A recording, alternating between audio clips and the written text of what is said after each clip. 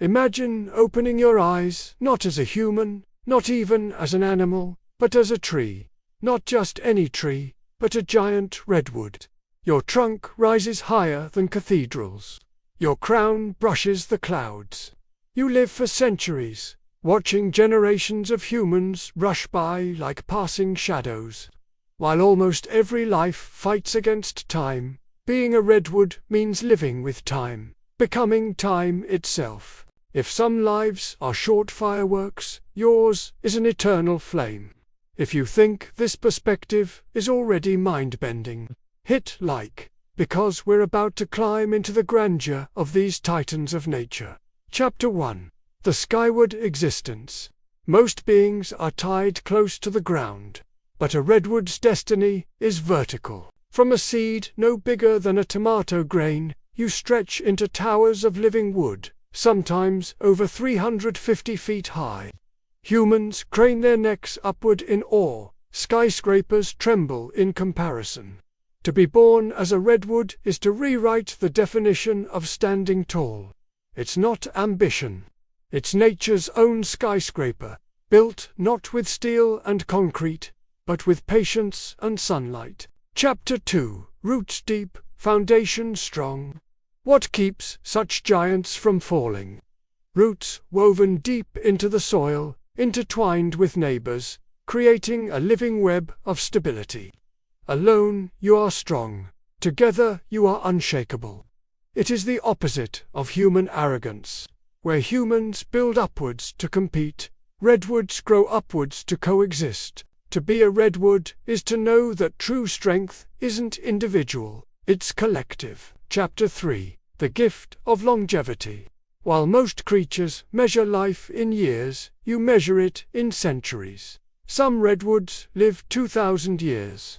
Whole empires rise, fall, crumble to dust, and you still stand. Imagine existing long enough to watch civilizations fade into myths, yet still breathing out oxygen for tiny squirrels darting around your trunk. To be a redwood is to embody time itself, ancient yet alive, wise yet growing. Chapter 4. Breathing life. You don't just live for yourself.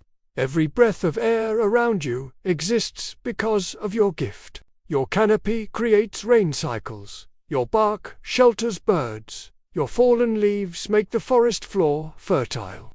A redwood is not a tree. It's an ecosystem.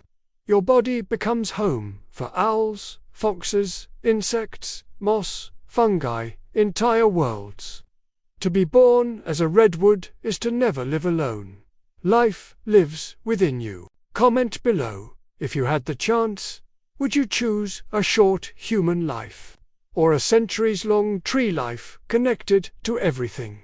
Chapter 5. Surviving fire and storm.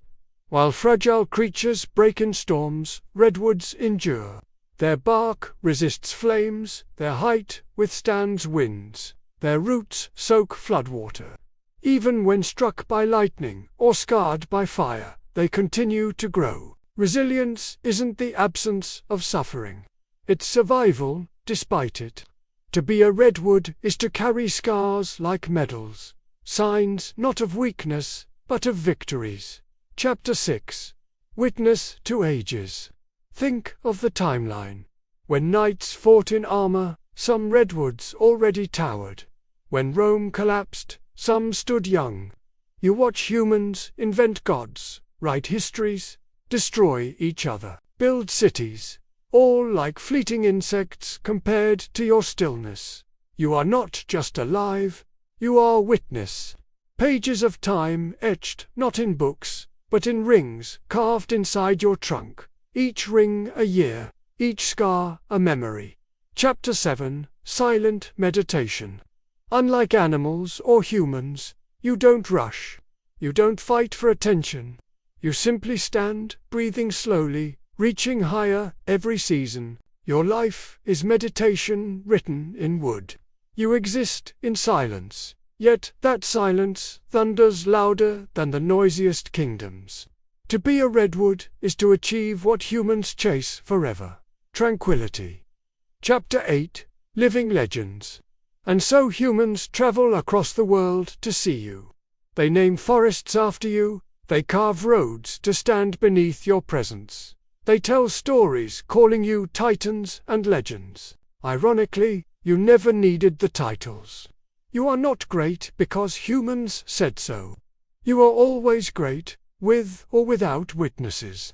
To be a redwood is to prove that value doesn't need applause. Existence itself is power. Chapter 9. The struggle against time and axe. But even legends bleed. For centuries, redwoods stood untouched, but when humans discovered their value, axes replaced ore. Whole forests that had stood for 2,000 years collapsed in a single generation. A creature that outlived empires was reduced to timber and paper. Imagine living for 1,000 years, then falling at the hands of someone who sees only profit in your body. To be a redwood is to fight not only storms and fire, but the endless hunger of mankind. Survival isn't just resisting nature. It is surviving against human ambition. Chapter 1. Oh, a legacy beyond life. And yet, even when a redwood falls naturally, its story doesn't end. Its trunk becomes a nursery for new saplings. Its hollow logs shelter foxes, owls, and insects. Its decomposing body feeds the soil for centuries more. Unlike human monuments that crumble into rubble, a redwood continues to give long after death. To be born a redwood is to understand immortality differently, not as living forever, but as endlessly giving, as becoming part of a chain that never truly ends, ending the best to be born. So, what does it mean to be born as a redwood tree? It means strength, not measured in muscles, but in centuries. It means touching the sky while grounding yourself in the soil. It means carrying the wisdom of ages while sheltering lives in your shadow. And maybe, just maybe, it means being everything humans wish to be. Eternal, strong, unshakable, peaceful. The next time you see a photograph of these giants, don't just admire their height.